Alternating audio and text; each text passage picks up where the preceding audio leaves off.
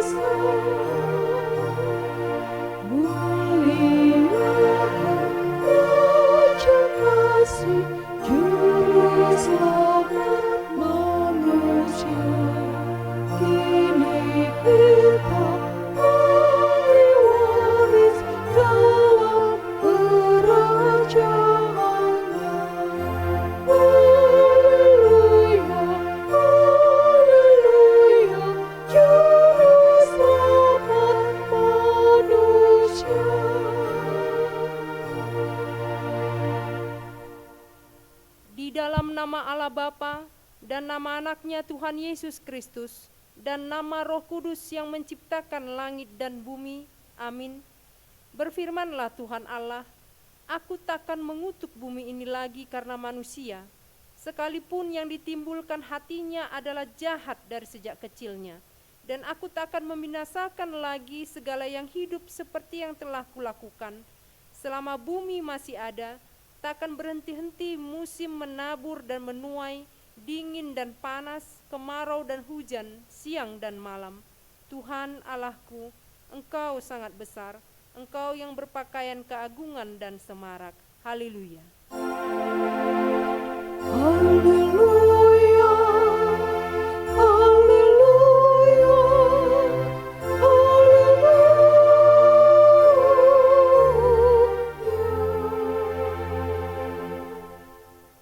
Marilah kita berdoa. Tuhan Allah Bapa kami telah berhimpun di tempat ini pada hari yang Engkau kuduskan ini. Bukalah telinga dan hati kami, supaya kami dengan sukacita mendengarkan firman-Mu yang kudus, dan agar kami memelihara dan menghayati di dalam hati kami, serta penuh pengharapan berdoa kepadamu. Ajarlah kami menghitung hari-hari kami sedemikian, hingga kami beroleh hati yang bijaksana. Terimalah kami ke dalam hidup yang kekal, di mana kami akan memuji Engkau di dalam Anak-Mu Yesus Kristus Tuhan kami. Amin. Marilah kita bernyanyi dari buku nyanyian HKBP nomor 722, Kepadamu Tuhanku.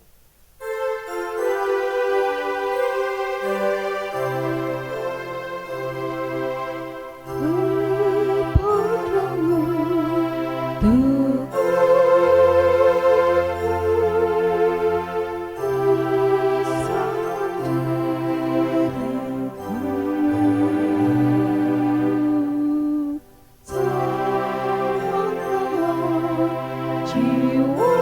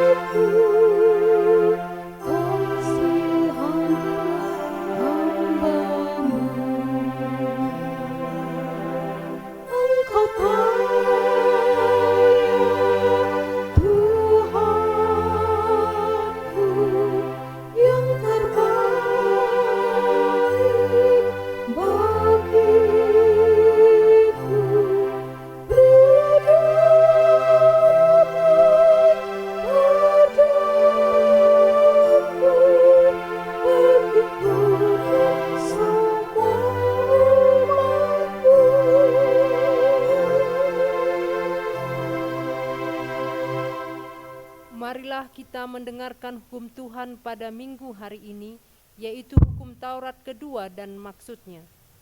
Hukum Taurat kedua, jangan perbuat bagimu patung yang menyerupai apapun yang ada di langit atau yang ada di bumi atau yang ada di dalam air untuk disembah atau bertakwa kepadanya.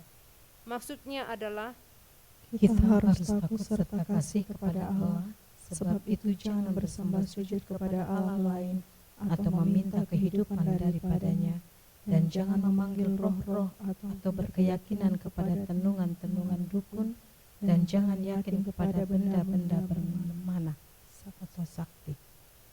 demikianlah hukum Taurat Tuhan. Marilah kita memohon kekuatan dari Tuhan untuk melakukan hukumnya. Ya Tuhan Allah, kuatkanlah kami untuk melakukan yang sesuai dengan hukum-Mu. Amin. Mari kita bernyanyi dari buku nyanyian HKBP nomor 171, Beri Tandaku.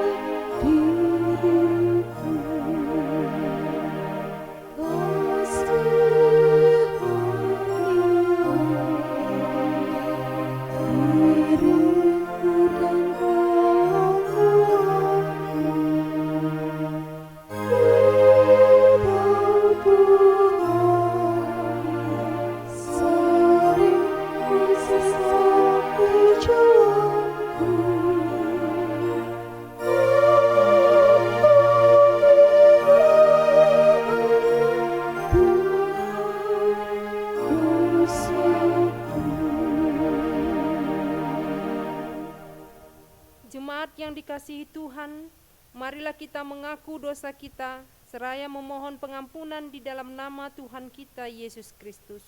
Marilah kita berdoa. Ya Allah Bapa kami yang di sorga, Engkau mengampuni dosa kami, orang yang hina dan tercela ini di dalam anak kesayangan-Mu. Kasihanilah kami, orang yang berduka cita yang berdosa ini. Nyatakanlah di dalam hati dan jiwa kami ini akan keampunan segala dosa dan kesalahan kami itu. Karuniakanlah Roh Kudus bagi kami untuk memberi kekuatan, keteguhan, dan ketetapan hati, supaya iman kami tidak tergoyahkan. Bimbing dan ajarlah kami, ya Tuhan, agar kami benar-benar dan sungguh-sungguh menyerahkan diri, hati, dan jiwa kami kepadamu saja, sebagai korban yang hidup dan kudus oleh sebab anak-Mu Yesus Kristus Tuhan kami. Amin.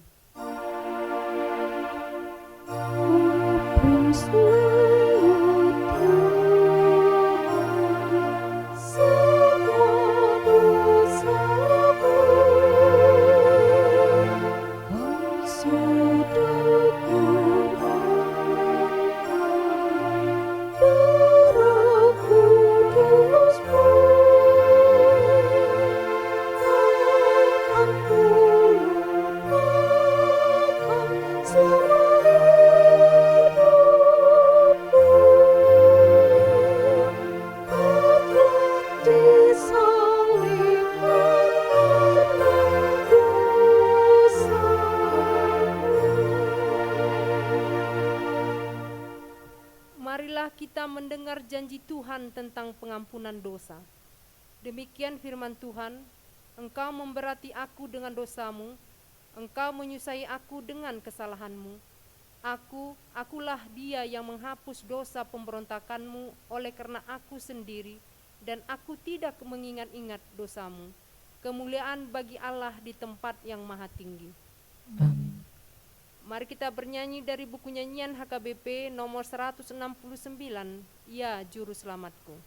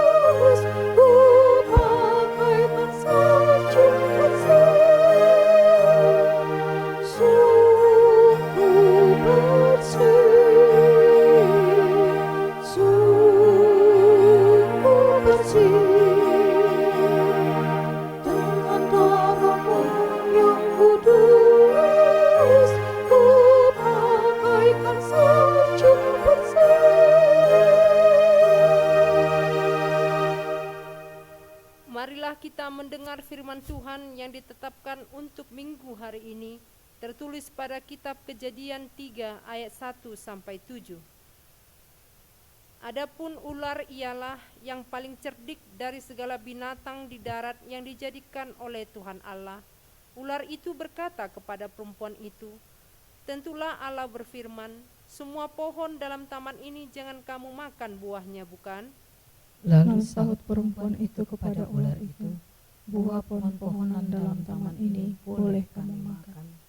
Tetapi tentang buah pohon yang ada di tengah-tengah taman, Allah berfirman, jangan kamu makan ataupun raba buah itu, nanti kamu mati." Tetapi ular itu berkata kepada perempuan itu, "Sekali-kali kamu tidak akan mati." Tetapi Allah mengetahui bahwa pada waktu kamu memakannya, matamu akan terbuka, dan kamu akan menjadi seperti Allah, tahu tentang yang baik dan yang jahat. Perempuan itu melihat bahwa buah pohon itu baik untuk dimakan dan sedap kelihatannya. Lagi pula pohon itu menarik hati karena memberi pengertian. Lalu ia mengambil dari buahnya dan dimakannya, dan diberikannya juga kepada suaminya yang bersama-sama dengan dia, dan suaminya pun memakannya. Maka terbukalah mata mereka berdua dan mereka tahu bahwa mereka telanjang, lalu mereka menyemat daun pohon ara dan membuat cawat. Demikianlah firman Tuhan. Berbahagialah orang yang mendengar firman Tuhan serta memeliharanya. Amin. Mari kita bernyanyi dari buku nyanyian HKBP nomor 715, Agunglah Kasih-Mu.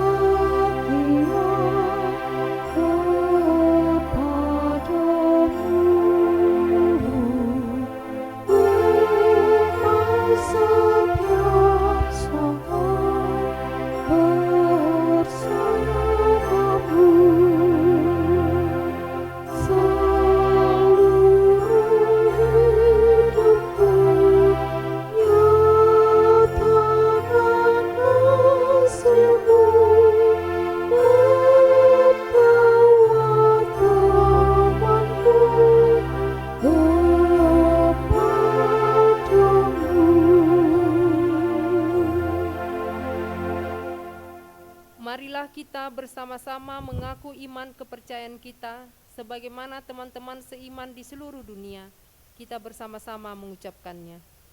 Aku percaya kepada Allah, Bapa yang Maha Kuasa, Khalik langit dan bumi.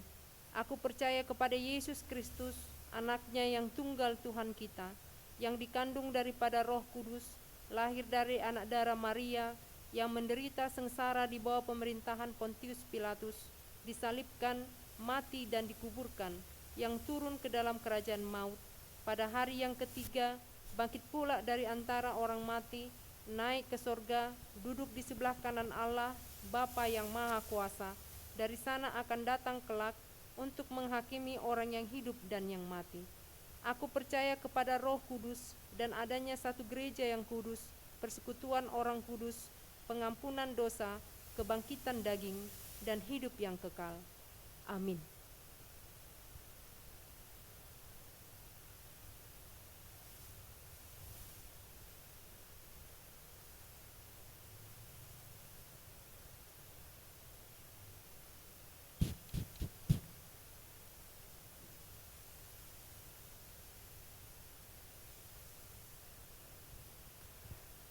Marilah kita berdoa. Bapa di sorga yang kami sembah di dalam nama anak-Mu Tuhan Yesus Kristus Juru Selamat kami. Kami menaikkan puji dan syukur kehadirat-Mu yang kudus. Atas kasih dan penyertaan-Mu, Engkau telah mengantarkan kami ke minggu yang baru ini, minggu pertama setelah Trinitatis. Kami semakin merasakan atas kuasa-Mu di dalam hidup kami, dalam penyertaan-Mu satu minggu ini, di mana dari hari ke hari Tuhan tidak pernah meninggalkan kami. Dan kami semakin tahu bahwa Engkau Maha Kuasa yang selalu melindungi kami, ya Allah Tritunggal, Allah Bapa, Anak-Mu Tuhan Yesus Kristus, dan Roh Kudus. Hari ini datang ke hadirat-Mu ya Tuhan, seluruh jemaat-Mu, untuk menyampaikan puji-pujian dan terima kasih serta syukur dalam peribadahan kami, di mana Engkau telah mengantar kami melewati segala yang merintangi langkah dan kehidupan kami di dalam menjalani hari-hari kami, di mana pada saat ini kami tengah menghadapi persoalan multidimensi akibat pandemi COVID-19 ini. Karena itu Tuhan, kami memohon kepadamu, kiranya Engkau menguatkan kami melalui Roh Kudus-Mu, agar seluruh warga jemaat-Mu dan warga negara bangsa kami dapat melewati segala kesulitan dan tantangan yang kami hadapi di dalam perjalanan hidup kami pada masa-masa sekarang ini. Karena itu Tuhan, terimalah rasa syukur kami dan ucapan terima kasih kami melalui ibadah kami pada hari ini, agar apa yang telah kami terima daripada Engkau menjadi sukacita bagi kami dan kemuliaan bagi nama-Mu. Dan melalui nyanyian puji-pujian serta doa kami, kiranya kami semakin berkenan kepada Tuhan. Kami juga datang ke hadirat-Mu pada hari ini, mengaku segala dosa kami. Karena kami adalah orang-orang lemah Tuhan. Tetapi kami mohon dengan segala kerendahan kami, kiranya Roh Kudus-Mu senantiasa menguatkan kami. Pada hari ini juga Tuhan, kami ingin mendengarkan firman-Mu.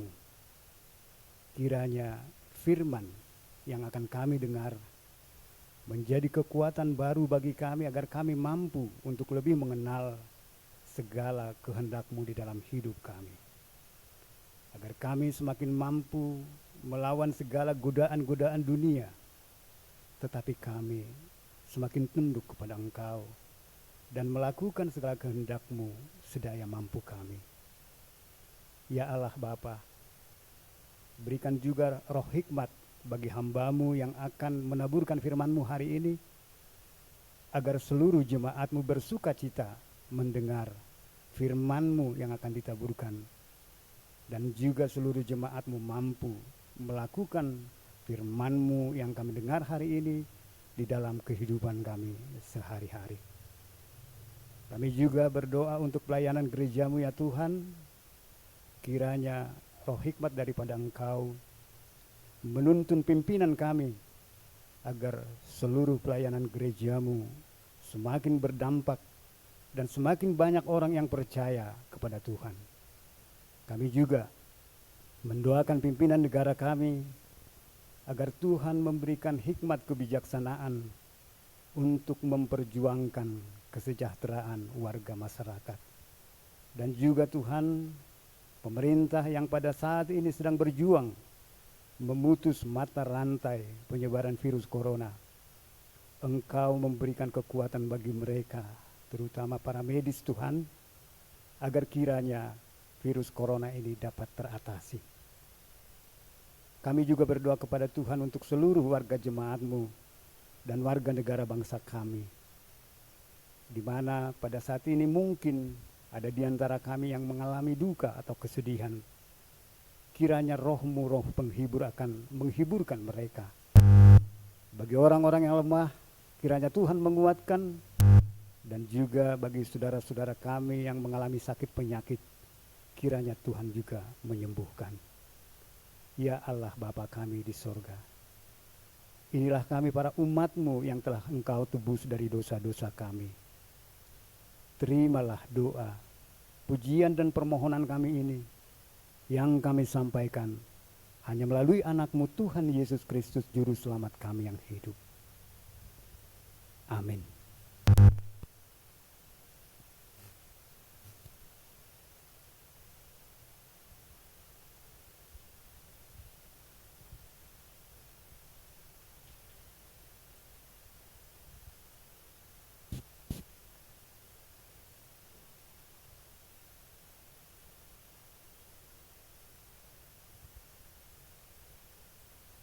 Marilah kita bernyanyi dari buku nyanyian HKBP nomor 719, Ku dengar suaramu, sambil mengumpulkan persembahan 1A dan 1B.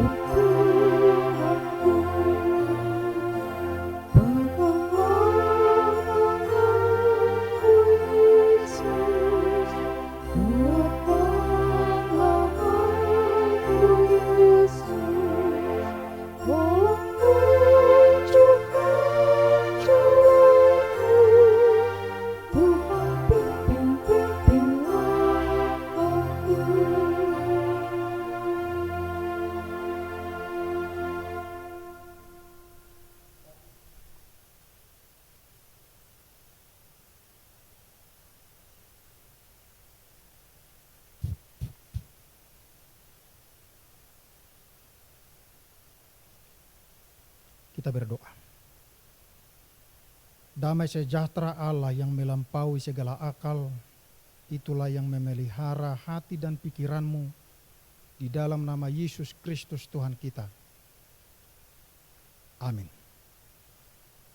Bapak, Ibu, saudara-saudara, jemaat Tuhan yang terkasih, marilah kita mendengarkan firman Tuhan sebagaimana tertulis dalam kitab Markus pasal 3 ayat 20 sampai dengan ayat 35. Sejenak saya akan bacakan untuk kita semua. Kemudian Yesus masuk ke sebuah rumah. Maka datanglah orang banyak berkerumun pula, sehingga makan pun mereka tidak dapat. Waktu kaum keluarganya mendengar hal itu, mereka datang hendak mengambil dia. Sebab kata mereka, ia tidak waras lagi. Dan ahli-ahli Taurat yang datang dari Yerusalem berkata, ia kerasukan Belzebul, dan dengan penghulu setan ia mengusir setan. Yesus memanggil mereka, lalu berkata kepada mereka dalam perumpamaan, bagaimana iblis dapat mengusir iblis?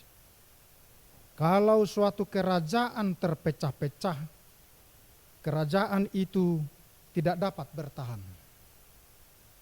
Dan jika suatu rumah tangga terpecah-pecah, rumah tangga itu tidak dapat bertahan. Demikianlah juga kalau iblis berontak melawan dirinya sendiri, dan kalau ia terbagi-bagi, ia tidak dapat bertahan, melainkan sudahlah tiba kesudahannya. Tetapi tidak seorang pun dapat memasuki rumah seorang yang kuat untuk merampas harta bendanya apabila tidak diikatnya dahulu orang kuat itu. Sesudah itu barulah dapat ia merampok rumah itu. Aku berkata kepadamu, sesungguhnya semua dosa dan hujat anak-anak manusia akan diampuni. Ya, semua hujat yang mereka ucapkan. Tetapi apabila seorang menghujat Roh Kudus, ia tidak mendapat ampun selama-lamanya, melainkan bersalah karena berbuat dosa kekal. Ia berkata demikian karena mereka katakan bahwa ia kerasukan roh jahat. Lalu datanglah ibu dan saudara-saudara Yesus, sementara mereka berdiri di luar. Mereka menyuruh orang memanggil dia. Ada orang banyak duduk mengelilingi dia. Mereka berkata kepadanya, lihat, ibu dan saudara-saudaramu ada di luar dan berusaha menemui engkau. Jawab Yesus kepada mereka, siapa ibuku dan siapa saudara-saudaraku? Ia melihat kepada orang-orang yang duduk di sekelilingnya itu dan berkata, ini ibuku dan saudara-saudaraku. Barang siapa melakukan kehendak Allah, dialah saudaraku laki-laki, dialah saudaraku perempuan, dialah ibuku. Demikian firman Tuhan. Bapak, Ibu, saudara-saudara yang terkasih di dalam nama Yesus Kristus. Minggu yang lalu kita telah memasuki Minggu Trinitatis, Allah Tritunggal. Dan pada minggu saat ini kita memasuki minggu pertama setelah Minggu Trinitatis atau Allah Tritunggal. Allah Tritunggal adalah keberadaan Allah di mana pertama sekali Allah menyatakan dirinya melalui firman-Nya. Dan di dalam penciptaan kita mendengarkan, maka berfirmanlah Allah. Yang kedua, Allah tidak saja menyatakan keberadaannya melalui firman-Nya yang didengarkan oleh umat Israel atau umat manusia ini. Tetapi Allah menyatakan dirinya, menyatakan firman-Nya di dalam daging. Sehingga Yohanes berkata, firman itu telah menjadi manusia, yaitu Yesus Kristus. Yang ketiga, Bapak, Ibu, saudara-saudara, Allah tidak saja menyatakan firman-Nya melalui Yesus Kristus, tetapi Allah akan senantiasa terus dan terus berfirman kepada manusia melalui Roh-Nya yang kudus. Itu sebabnya Yesus berkata, berjanji akan mengutus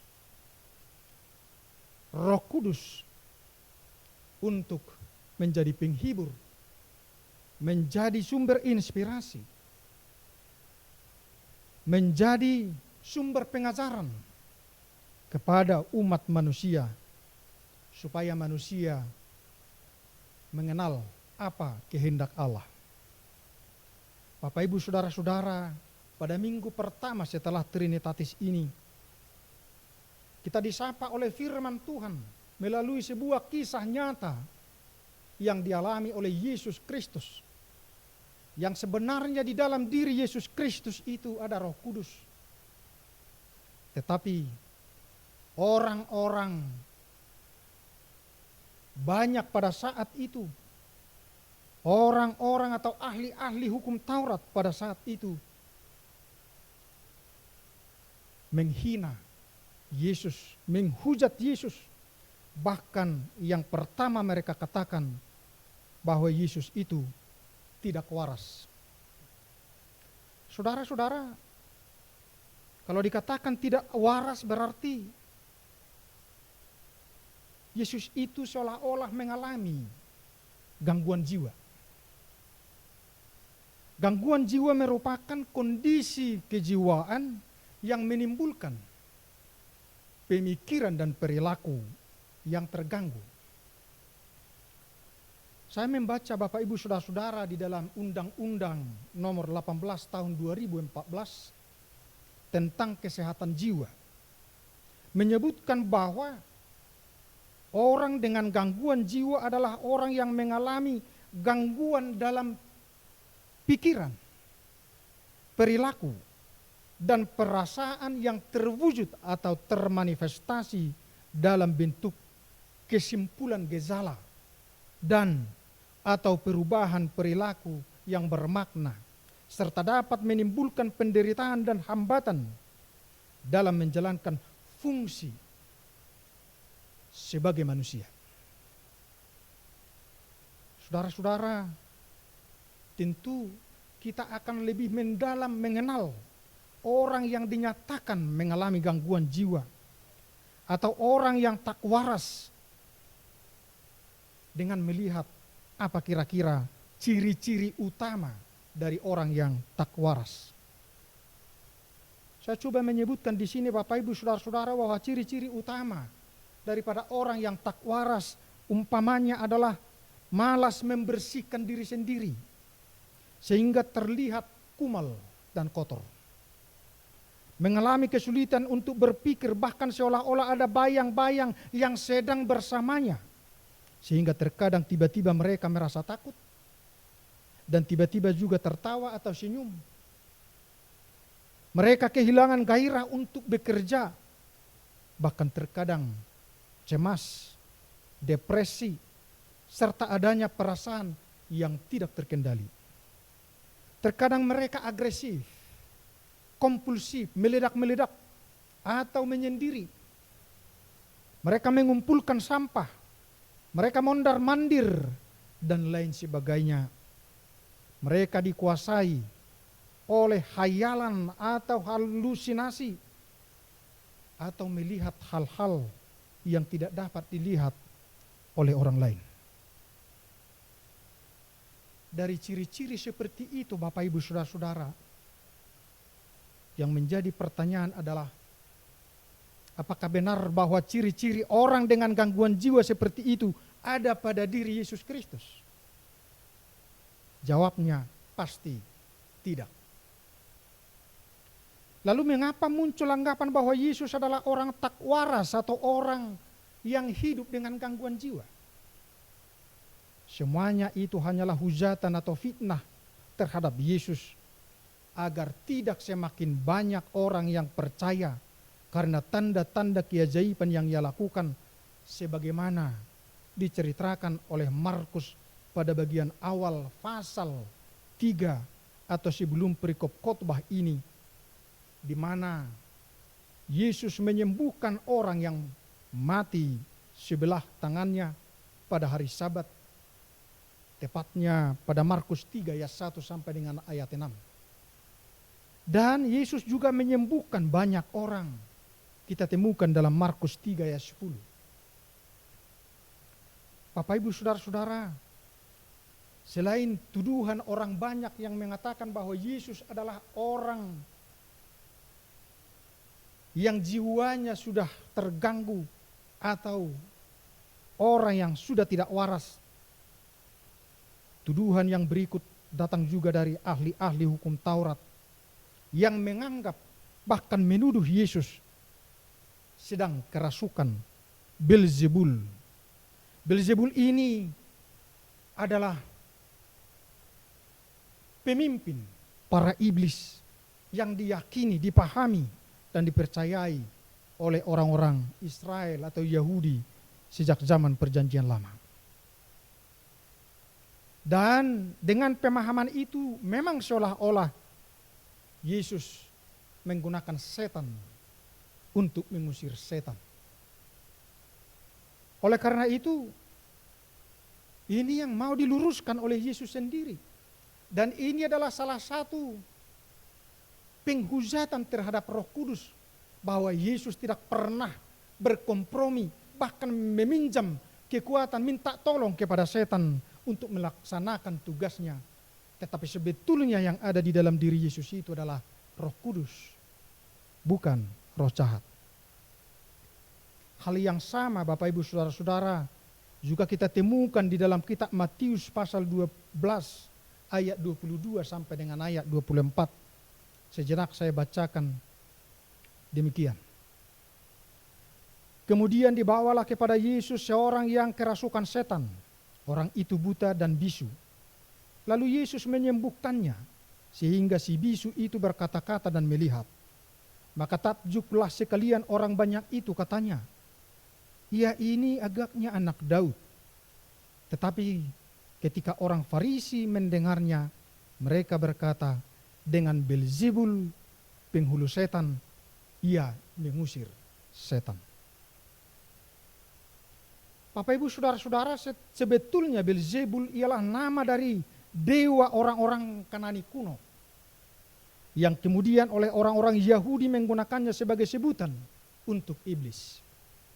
Maka kalau dikatakan bahwa Yesus kerasukan Beelzebul, itu berarti Yesus sedang kerasukan iblis.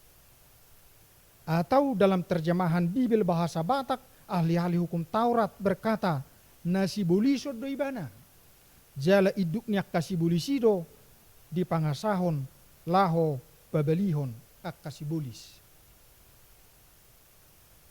Kuasa dan kekuatan Yesus, sekali lagi Bapak Ibu Saudara-saudara, bukanlah berasal dari iblis, tetapi karena roh Tuhan ada padanya. Dengan tuduhan itu bahwa Yesus dituduh sebagai orang yang tidak waras dan dituduh juga dikuasai oleh iblis atau Beelzebul, maka Yesus menjawab. Apa yang menjadi jawaban Yesus? Ini yang akan kita lihat pada bagian yang berikut dalam khotbah ini. Yesus menjawab dengan dua perumpamaan yang sangat singkat dan sederhana. Yang pertama, Yesus berkata, bagaimana iblis dapat mengusir iblis? Yesus menegaskan dengan sebuah perumpamaan tadi, kalau suatu kerajaan terpecah-pecah, kerajaan itu tidak dapat bertahan. Dan jika suatu rumah tangga terpecah-pecah, rumah tangga itu tidak dapat bertahan. Sebetulnya Bapak Ibu Saudara-saudara, jawaban Yesus ini merupakan sindiran terhadap orang-orang Yahudi, orang-orang ahli hukum Taurat, atau yang ada di sekitarnya pada saat itu. Sindiran bahwa dengan dituduhnya Yesus dikuasai oleh Beelzebul, dan oleh Beelzebul itu Yesus mengusir setan, itu sebetulnya bertentangan dengan apa yang mereka percayai, mereka pahami sejak zaman Perjanjian Lama. Bagi umat Israel atau orang-orang Yahudi, Bapak Ibu Saudara-saudara, setan merupakan kekuatan yang sungguh luar biasa. Dan setan-setan itu memiliki rasa kesatuan yang tidak terpecahkan. Sehingga tidak ada kekuatan manapun di tengah-tengah dunia ini yang mampu mengalahkan setan. Ini pemahaman mereka. Itu sebabnya mereka menganggap bahwa musuh yang paling besar, musuh yang paling utama, musuh yang terdahsyat bukanlah kerajaan Babel, bukanlah kerajaan Asyur, bukan pula kerajaan atau kekaisaran Romawi, tetapi kerajaan setan. Paulus sebagai orang rasul yang berlatar belakang Yahudi paham dengan pemahaman itu, sehingga Paulus juga pernah berkata kepada jemaat di Roma bahwa yang kita lawan adalah kerajaan dunia dalam arti kerajaan iblis. Jawaban yang kedua Bapak Ibu Saudara-saudara disampaikan oleh Yesus bahwa tidak seorang pun dapat memasuki rumah seorang yang kuat untuk merampas harta bendanya apabila tidak diikatnya dahulu orang kuat itu. Ini berhubungan dengan jawaban yang pertama. Berarti masih ada kekuatan yang lebih unggul dari orang yang kuat di dalam rumah. Atau masih ada kekuatan yang lebih unggul dari setan. Dan itu dipercayai oleh orang-orang Israel.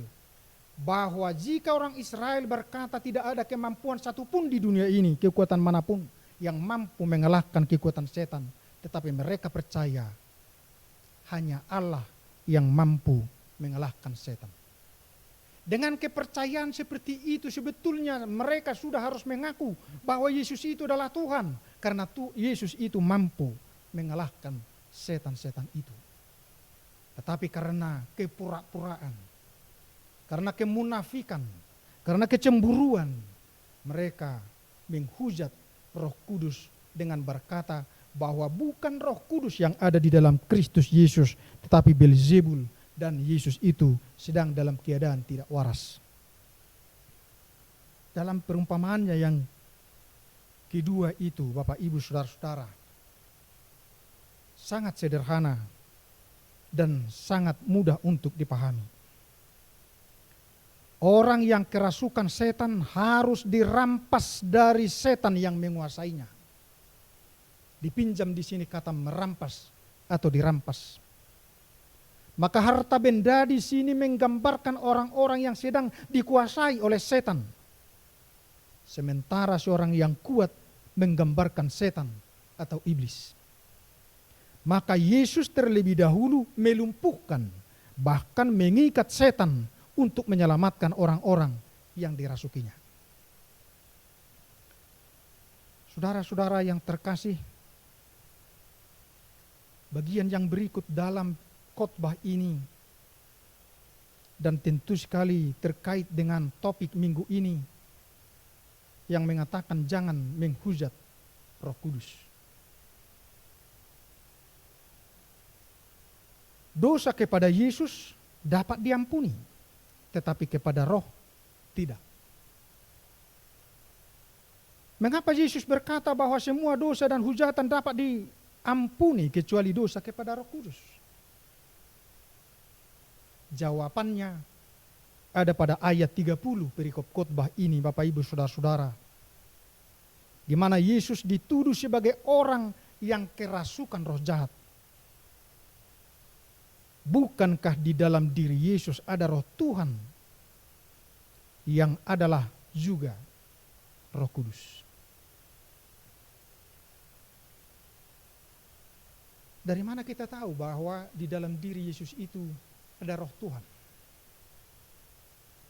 Tentu segar dalam ingatan kita Bapak Ibu Saudara-saudara bahwa sesudah Yesus dibaptis, Yesus segera keluar dari air dan pada waktu itu juga langit terbuka. Dan ia melihat Roh Allah seperti burung merpati turun ke atasnya.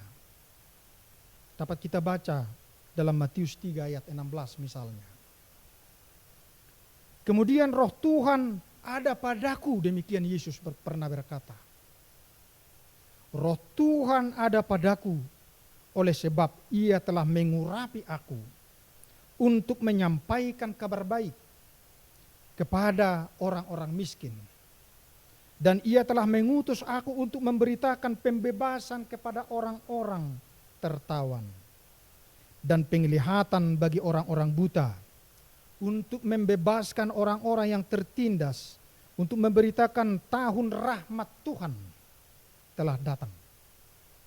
Dapat kita baca dalam Lukas 4 ayat 18 sampai dengan ayat 19. Roh Tuhan ada padaku. Yesus tak pernah berkata roh setan ada padaku. Kemudian Roh Kudus yang tinggal di dalam diri Yesus itulah juga yang akan diutus kemudian kepada para rasul, sehingga mereka dimampukan untuk memberitakan kabar baik. Dan inilah yang disebut sebagai penghibur, atau dalam kitab asli dikatakan Periklitos. Dalam hal itulah Yesus berkata, tetapi penghibur yaitu Roh Kudus yang akan diutus oleh Bapa dalam namaku, dialah yang akan mengajarkan segala sesuatu kepadamu dan akan mengingatkan kamu akan semua yang telah kukatakan kepadamu. Yohanes 14 ayat 26.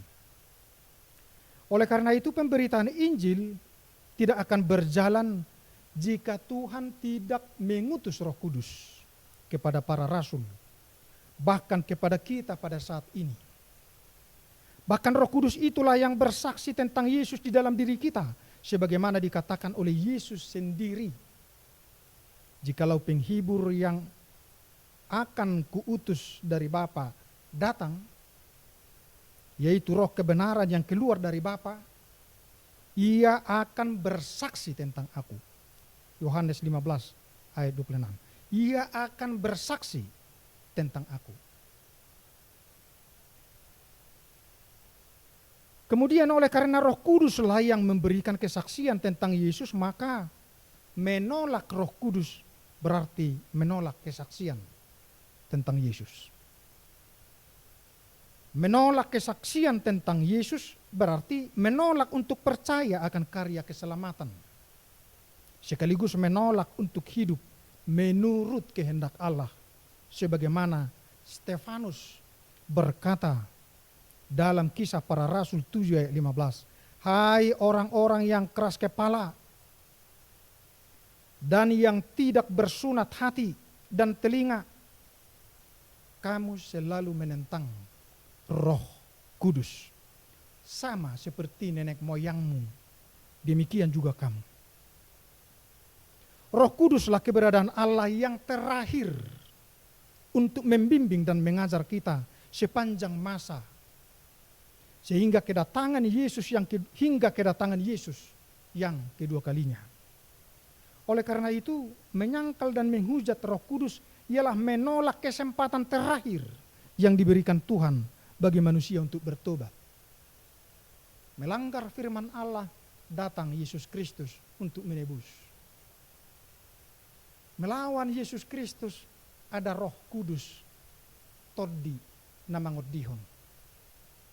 Tetapi Roh Kuduslah wujud Allah yang terakhir sepanjang masa. Oleh karena itu, jangan pernah sekali-kali melawan Roh Kudus. Itu sebabnya dikatakan dosa terhadap Roh Kudus itu menjadi dosa yang kekal, yang tidak dapat lagi diampuni. Karena itulah keberadaan Allah yang terakhir bagi manusia. Setelah itu tidak ada lagi. Karena setelah dunia ini selesai, berakhir, kita tiba pada saat penghakiman. Dan sepanjang masa Roh Kudus selalu berbicara, Roh Kudus selalu bersuara melalui hati nurani setiap orang untuk percaya dan untuk melakukan kehendak Allah. Hal yang menarik lagi Bapak Ibu Saudara-saudara dalam perikop ini adalah sebuah pertanyaan yang mengatakan, siapakah ibu dan saudara Yesus? Siapakah ibu dan saudara Yesus? Sederhana sekali bahwa saudara Yesus ialah barang siapa melakukan kehendak Allah, dialah saudaraku laki-laki, dialah saudaraku perempuan, dan dialah ibuku. Yesus sebetulnya bukan mau membantah, bukan mau menyangkal adanya persaudaraan biologis, adanya persaudaraan yang berbasis primordialisme atau hubungan darah.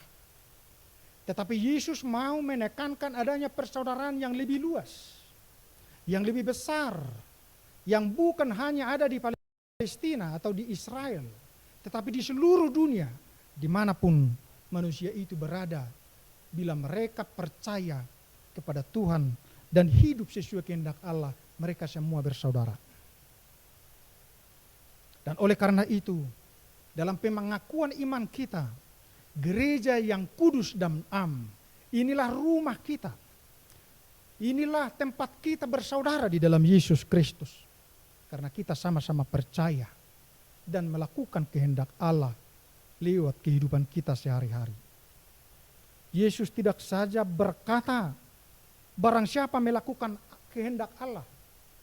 Tetapi Yesus sendiri yang pertama dan sempurna untuk melakukan kehendak Allah itu. Dan demikianlah hendaknya setiap orang percaya, berkeinginan dan bertekad untuk melakukan kehendak Allah. Dan itulah bagian yang penting dalam doa yang diajarkan oleh Yesus Kristus. Jadilah kehendakmu di bumi seperti di sorga. Yesus tidak berkata, jadilah kehendakku. Demikianlah kita berdoa, jadilah kehendakmu, bukan jadilah kehendakku. Jadilah kehendak kita, bukan. Dan itu juga dinyatakan oleh Yesus ketika dia akan menghadapi penderitaan yang sungguh luar biasa di kayu salib. Sebelumnya di Taman Getsemane, Yesus berdoa, kehendakmulah yang jadi, bukan kehendakku. Bapak Ibu saudara-saudara, apakah Anda ingin menjadi saudara Yesus? Lakukanlah kehendak Allah. Amin. Allah Bapa yang bertata di kerajaan surga, firman-Mu telah menggema di tengah-tengah kami. Dan biarlah kami senantiasa selalu percaya bahwa Yesus Kristus yang di dalam dirinya ada Roh-Mu yang kudus. Dan Roh Kudus itu telah Engkau curahkan kepada kami. Dan biarlah melalui Roh Kudus-Mu itu kami senantiasa dibimbing. Kami ditaklukkan sehingga kami betul-betul hidup menurut kehendak-Mu. Karena Engkau telah berfirman, barang siapa yang melakukan kehendak Allah, itulah saudara, itulah keluarga Yesus. Biarlah kami Engkau teguhkan dan kuatkan untuk hidup menurut kehendak-Mu saja. Amin.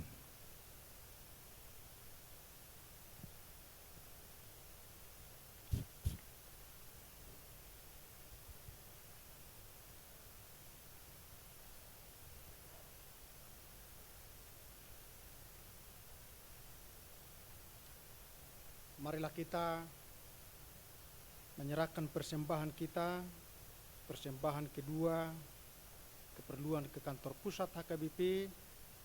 Kita bernyanyi dari buku nyanyian nomor 723 ayat 1 dan seterusnya. Padamu ya Tuhan.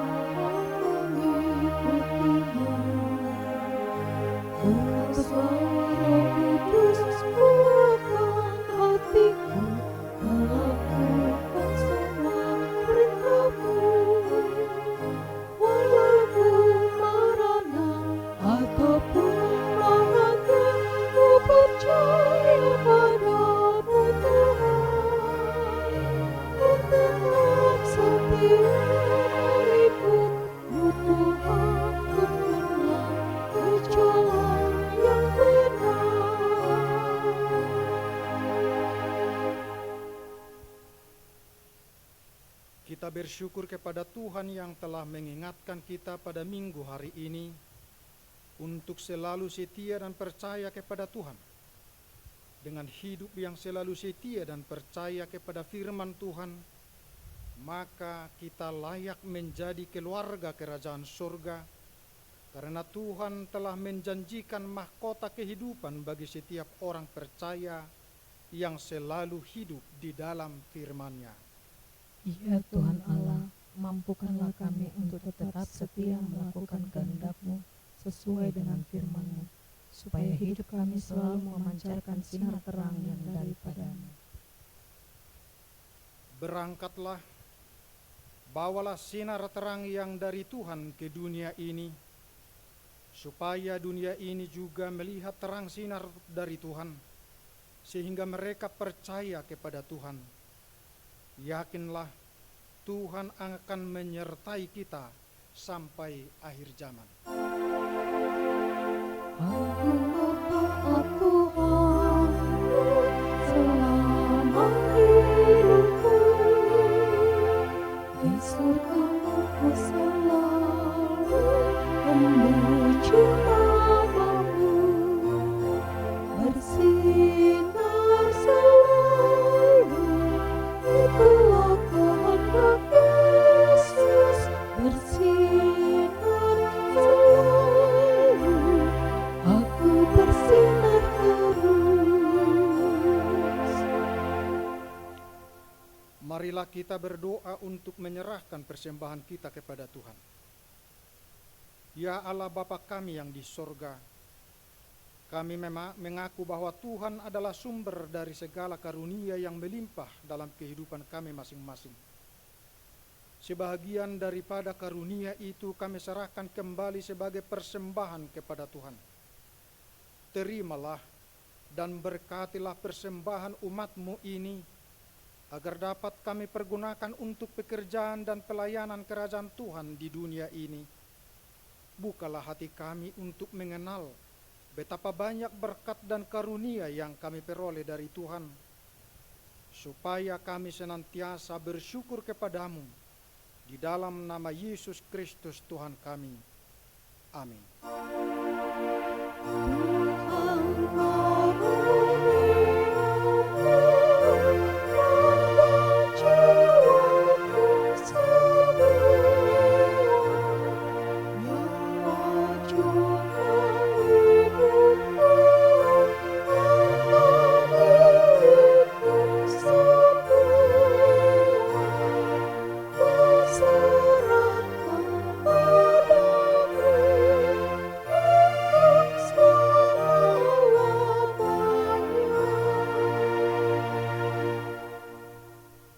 Bapa kami yang di surga, dikuduskanlah nama-Mu, datanglah kerajaan-Mu, jadilah kehendak-Mu di bumi seperti di sorga.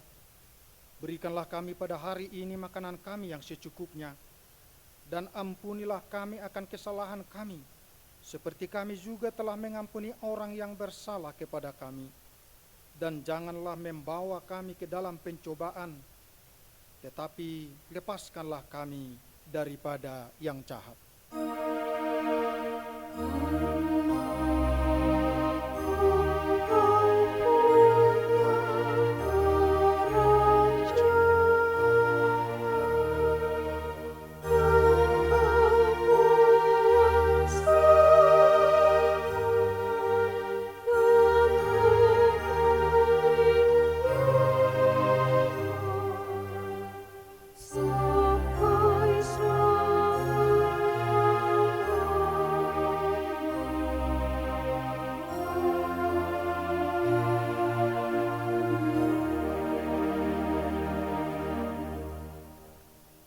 Tuhan memberkati engkau dan melindungi engkau.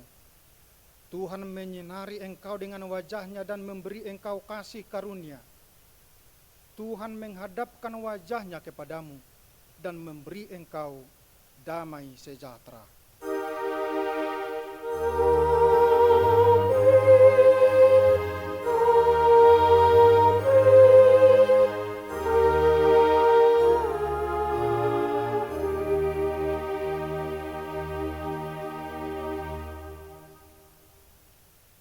Bapak Ibu Saudara-saudara jemaat Tuhan yang terkasih, demikianlah pelayanan kantor pusat HKBP akan pelayanan ibadah kita pada minggu ini. Atas nama seluruh pelayan kantor pusat, kami menyampaikan salam untuk Bapak Ibu sekalian. Shalom, Horas.